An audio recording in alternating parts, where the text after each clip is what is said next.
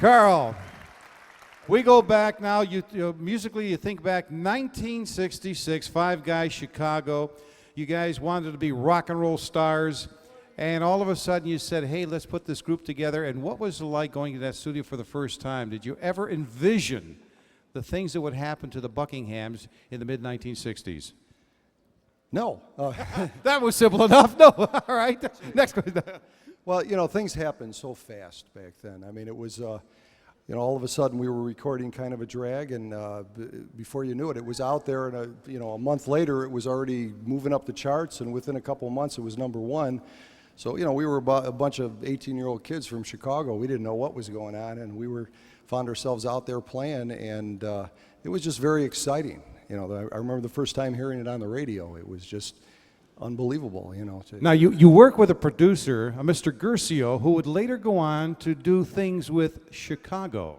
Right. We kind of established that horn sound. We were the first band from Chicago to establish the horn sound, and then our producer-manager, James Guercio, went on to produce Chicago, right? We actually introduced him to, we all hung out together, everybody knew each other in Chicago, and he met them through us, and basically, and then he went on to produce them, and we all know what happened. And they say the rest is history.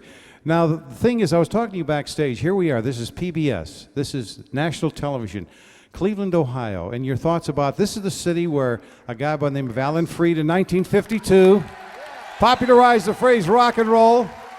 And in 1986, we got the Rock and Roll Hall of Fame.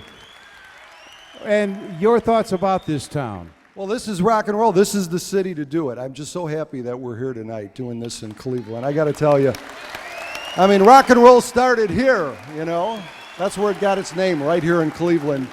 And it's great. This is where we should be doing this.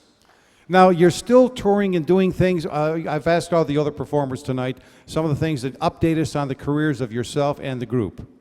Well, basically, we tour. One of the strangest questions I always get is, after doing a concert, somebody will come up and say, so what do you guys do? What do you really do, I mean, I'm a plumber. I mean, what else do we do?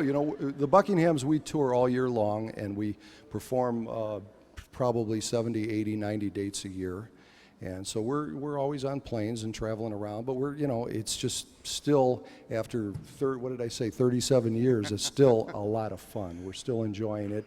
And I would have never, thank you. Isn't it amazing? The man still looks so fabulous. I got to tell you something. 37 years ago, doing this was a lot easier for all of us. And now, at this point in life, you think you have to reach back a little extra energy. Is there, how do you prepare yourself for these shows? Because it's not like when we were kids to do it. Not for me. I'm fine. It's, well, Viagra helps, no. Seriously, you do have to pace yourselves a little bit more, But I mean, we're very fortunate that the Buckinghams are still, we're in pretty good shape. We're all health conscious and work out. I mean, you guys saw Nick Fortuna, right? Standing beside me to my left. I mean, he's pretty pumped up there. Let me ask you this. You recorded a song. Cannonball Adderley was a jazz fanatic, a great jazz musician, and he had a song called Mercy, Mercy, Mercy. And all of a sudden, you chose to record a song like that. Why? Gosh, I don't know. We, it was a great opportunity for us because, at that time we were with Columbia Records, and after having a #1 record like Kind of a Drag, they wanted to sort of hear that over and over again. And but we had a great opportunity. We were in the studio looking for material for our first Columbia album, and we had a chance to, we just thought that was a great song, and we started playing around with it in the studio and start putting words to it because it was an instrumental hit by Cannonball at first.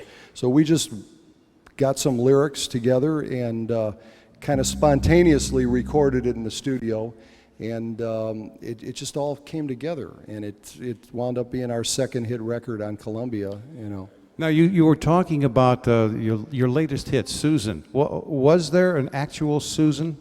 Yeah, there was. And The guy who wrote the song, Jim Holvey, he also wrote Kind of a Drag, Hey Baby, and Don't You Care.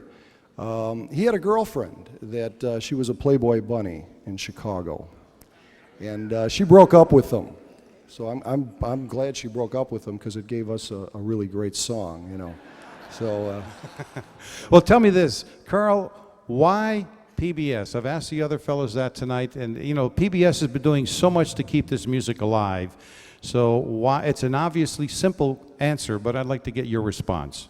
Well, it's just, you know, for one thing, it's so great to support PBS just in general, but they do such a great job of putting these things together in these concert series, and it was a great opportunity for us to work with them and to do this, and it's just something that I felt we had to do, you know, and once again, doing it in Cleveland is Well, how about this crowd in this show tonight? What do you think? Cleveland, it's great. It's great being here. Thank you all so much. Thank you.